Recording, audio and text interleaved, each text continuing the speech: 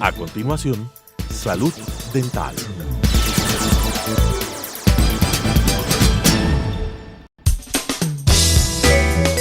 Clasificación B, bajo supervisión de un adulto.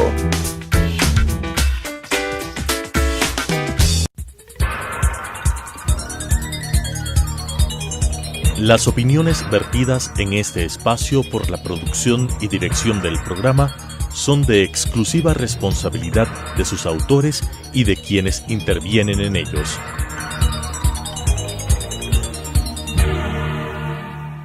Telesucesos Canal 29 presenta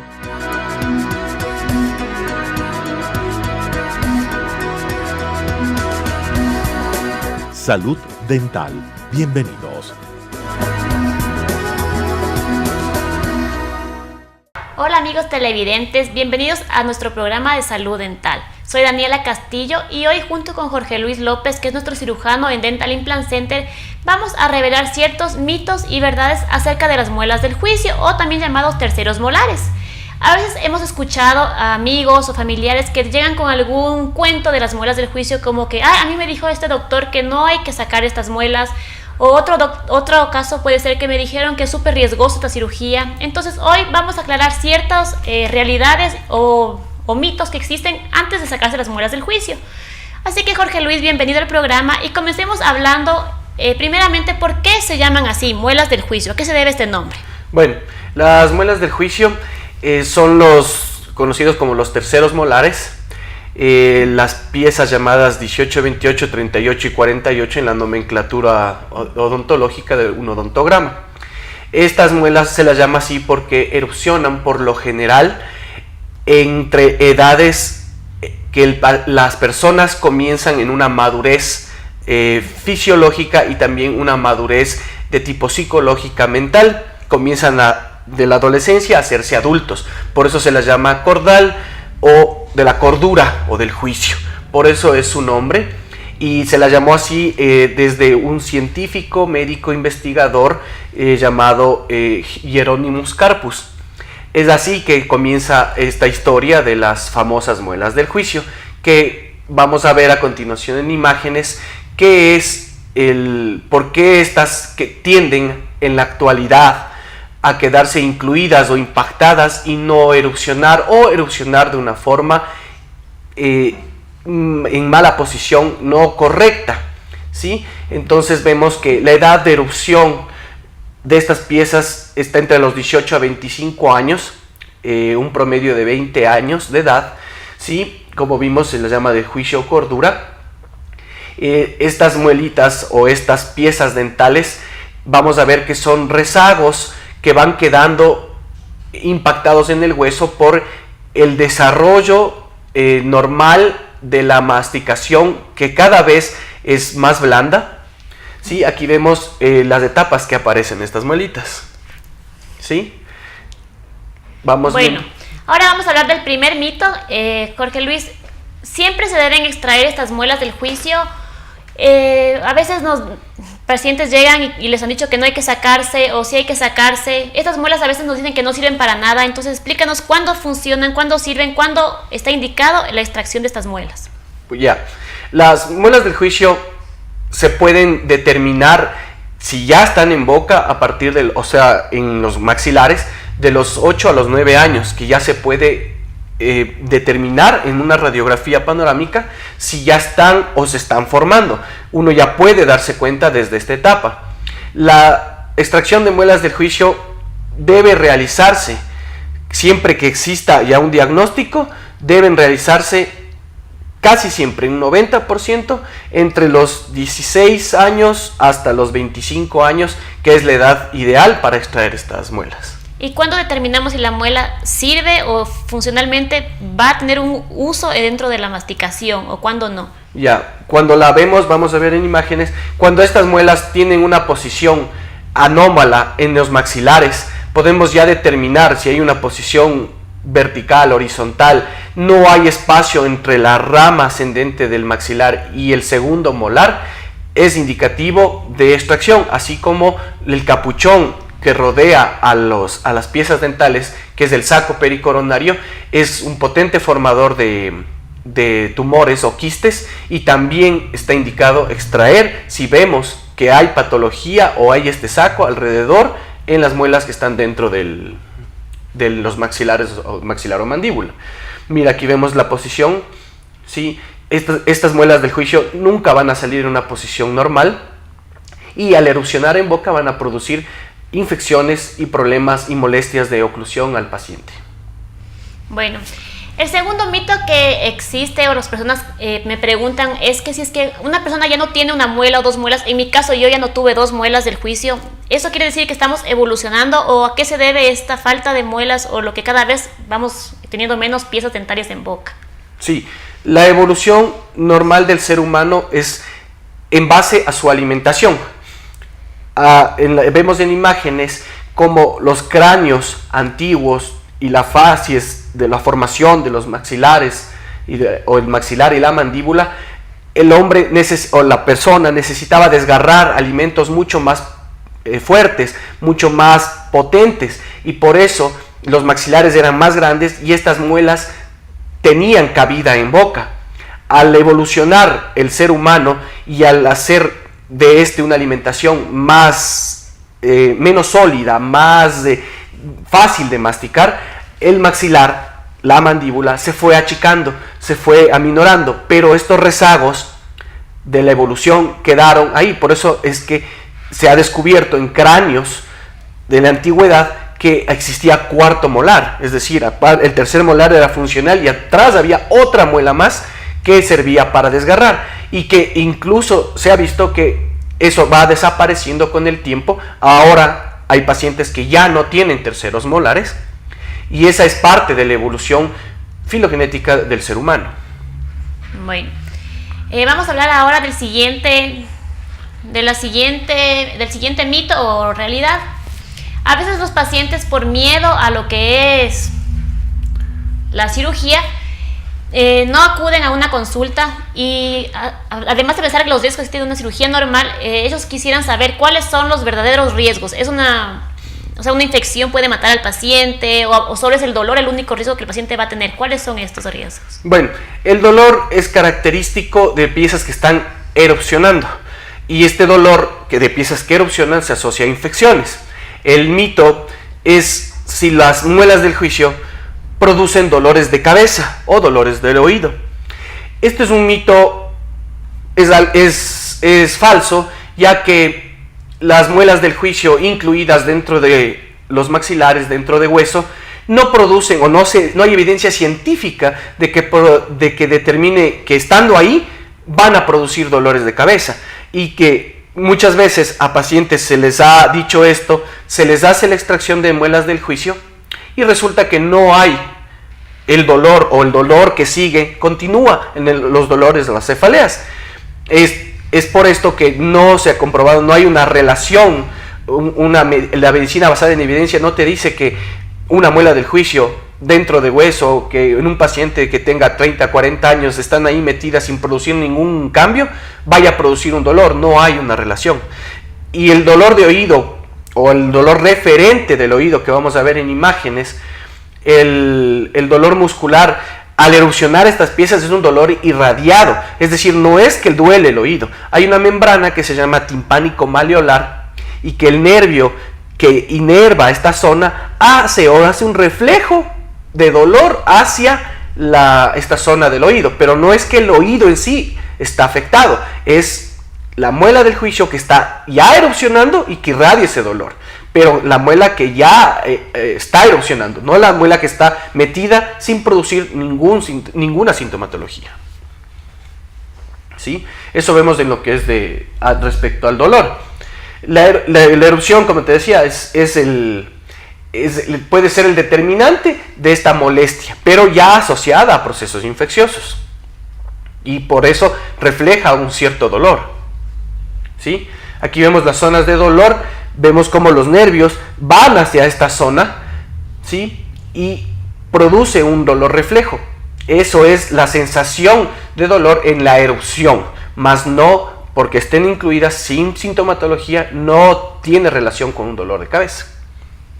Bueno, Ahora, en cuanto al rato de la manipulación, ya sacamos las muelas, que las personas a veces asocian lo que es el hinchazón como uno de los riesgos de una cirugía y se asustan y no quieren acudir. ¿Cuáles son los riesgos verdaderos de la cirugía en sí? Sí, vamos a ver a continuación. Esta cirugía tiene sus riesgos, como toda cirugía. Los riesgos anatómicos principalmente. Mira un paciente, aquí una radiografía. Un más claro ejemplo, esta muelita, este tercer molar, esta pieza número 38, está acostada exactamente sobre el nervio dentario. Eso es uno de los principales problemas que puede presentar, y sobre todo en pacientes de edad pasado los 25 o 30 años, es que si intentamos sacar esta muela, que no presenta sintomatología, que está dentro de hueso, podemos lesionar el nervio dentario inferior, se puede lesionar la mandíbula, puede haber fracturas mandibulares por la posición, sobre todo en las que están mesioanguladas o están hacia el ángulo mandibular, puede haber fractura de mandíbula por intento de extracción de estas piezas.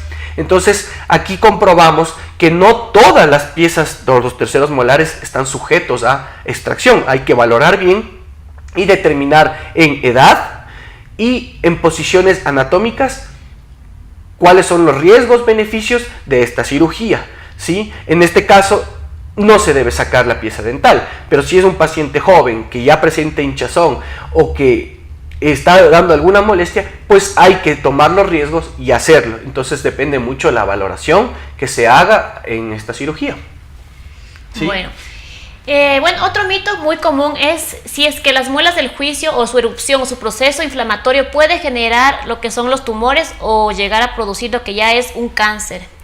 Sí, es una verdad. Menos del 1% se dice en que puede presentar una lesión maligna asociada a los terceros molares, en el capuchón que hablábamos del saco pericoronario. Los tumores odontogénicos benignos, te dice la literatura que del 8 al 10% de la población mundial puede presentar quistes y tumores. Vamos a ver en imágenes cómo es que se pueden formar estas patologías e incluso lesiones malignas, ¿sí? Entonces tenemos las principales patologías asociadas, están las infecciones, los quistes, los tumores, las neoplasias y la malignidad asociadas a terceros molares incluidos e incluso piezas dentales incluidas, ¿sí? Mira, aquí tenemos una infección odontogénica. Es un tercer molar erupcionado, aparte de que hay un primer molar impactado, que no es el mayor productor, sino el tercer molar cariado. Los terceros molares erupcionados tienen el problema de que es mayor dificultad en la higiene. Entonces tienden a cariarse más, a producir infecciones e irse a espacios anatómicos. Ese es el problema de los terceros molares, que hay que tener un mayor cuidado y una mayor higiene en los que están erupcionados, ¿sí? Ese es uno de los problemas. Mira el famoso quiste dentígero. Es un quiste que se forma a través de este capuchón que envuelve a la pieza dental incluida.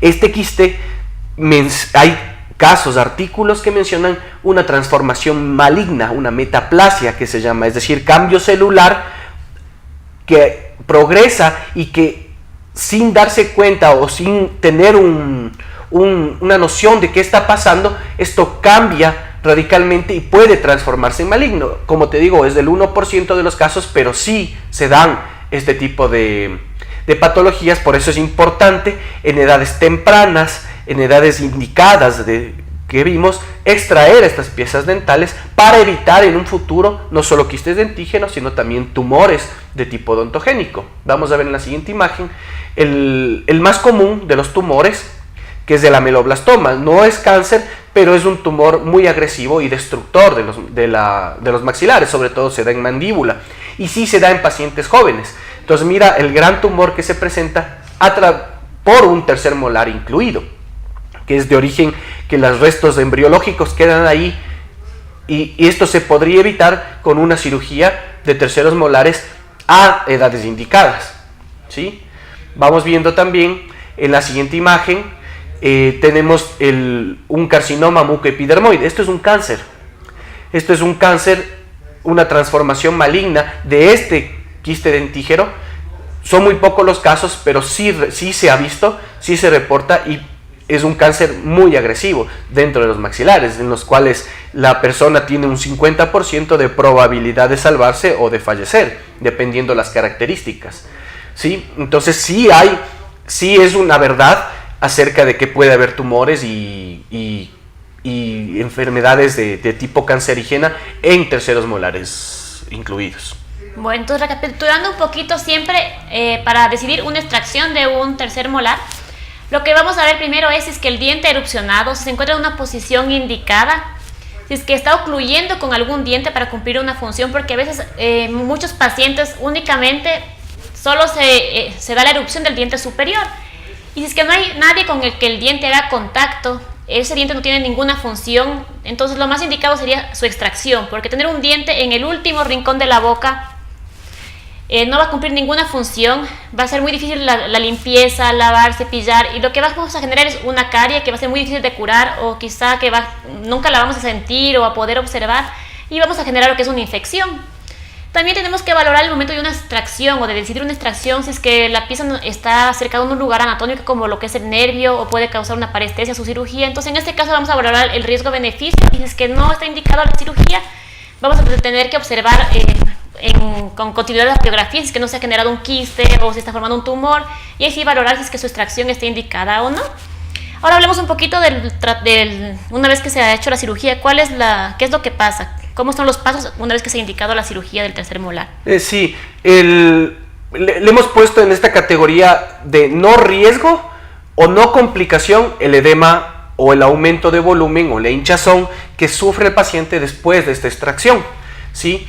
Vamos a ver en imágenes, el edema posquirúrgico no es una complicación, es un proceso normal de reparación del organismo, ¿sí? Todo está basado en el tiempo de la cirugía, en cuánto se demora el cirujano, los cuidados locales del paciente, las indicaciones que se le da, la medicación analgésica y antiinflamatoria que también aporta mucho para reducir esto, y los tipos de inclusión dental. ¿Qué es esto? Mientras más hacia abajo o hacia arriba, sea maxilar o mandíbula, se encuentra el tercer molar o está más cubierto de hueso, mayor será la hinchazón, porque es mayor el desgaste que hay que hacer. En los cuidados posoperatorios es importante, vamos a ver en la siguiente imagen. Entre los cuidados tenemos que la dieta líquida las primeras 24 horas, ¿sí? El éxito de esto, usar 2 días de hielo, 3 a 4 días, es decir, el tercer y cuarto día, calor, es decir, compresas húmedo calientes, evitar grasas 3 días, mariscos 8 días, no lavarse ni enjuagarse la boca en el primer día de la cirugía, esperar 24 horas para que el coágulo se retenga y no haya otra complicación que se llama alveolitis, que quede el hueso descubierto y que es molestoso, doloroso, ¿sí? Y un control siempre posterior a los 8 días. El tercer día es el día máximo de inflamación. Tercer día hasta cuarto día es el pico máximo de inflamación.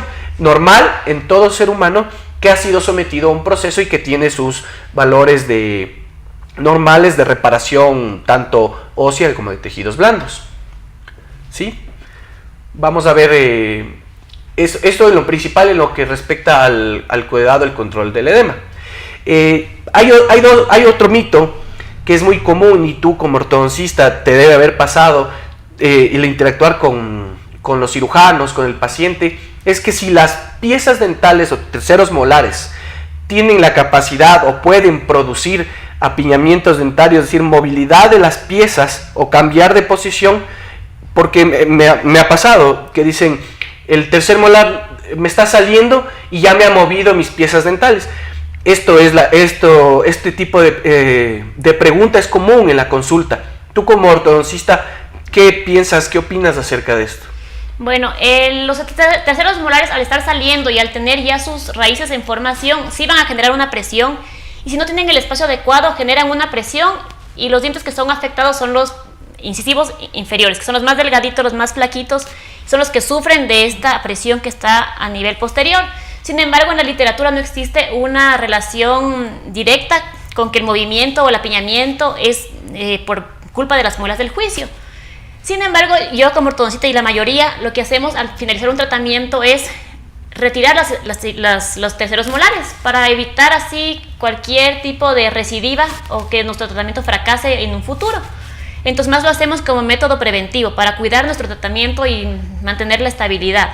Sin embargo, en la literatura se han hecho varios estudios en los que se valoran pacientes después de muchos años del tratamiento, pacientes con muelas del juicio, sin muelas del juicio, pacientes con extracciones, y lo que se ha encontrado es que a pesar de que han sido las muelas removidas, existió movimiento dentario.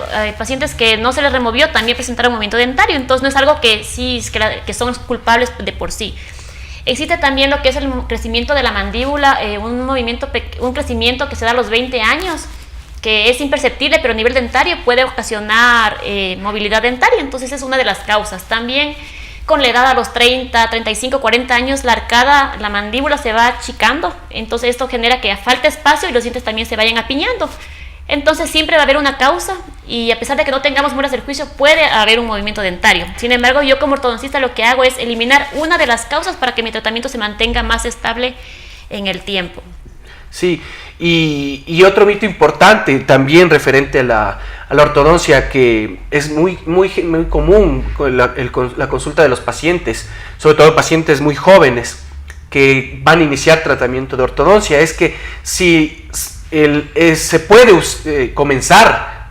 iniciar el tratamiento de ortodoncia con piezas dentales terceros molares incluidos. Si es así, ¿cómo? Y si hay terceros molares también erupcionados, ¿qué se debe hacer en estos casos para iniciar el tratamiento de ortodoncia? La única razón por la que yo saco inmediatamente los molares es si es que yo necesito ese espacio de atrás para mover los dientes hacia atrás. Entonces, si yo necesito un espacio atrás, tengo que sacar estos molares para yo poder recorrer los dientes hacia atrás.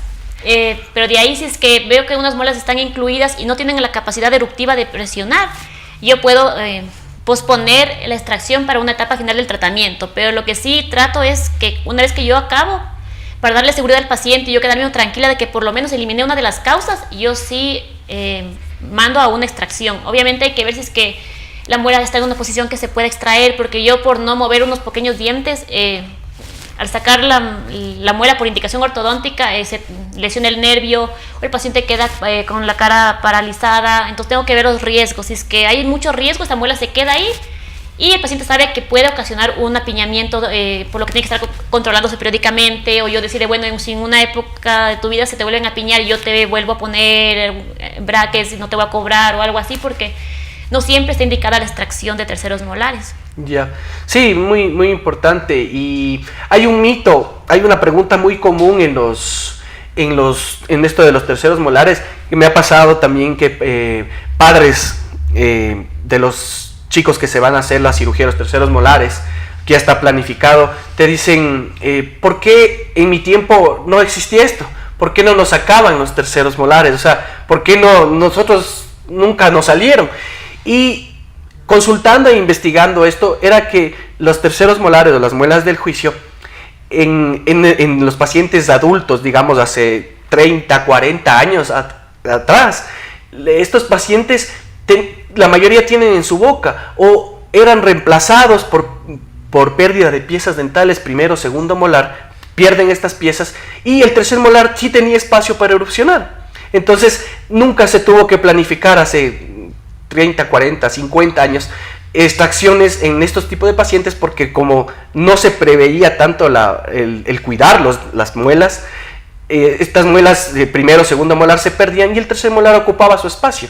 Entonces sí había espacio, porque antes no había un cuidado oral estricto como lo hay ahora. Entonces ahora se preserva mucho el primero y el segundo molar, pero el tercero ya queda impactado. Esa es una aclaración que había que hacerle, de otro despeje de dudas acerca de los mitos y verdades de las muelas del juicio.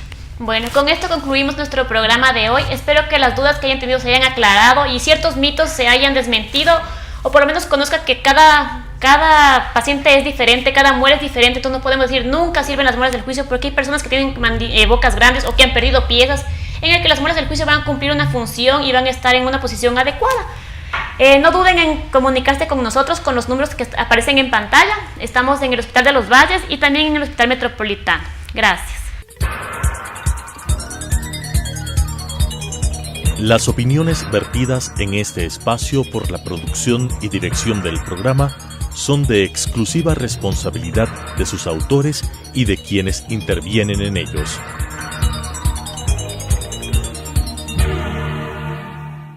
Telesucesos Canal 29 presentó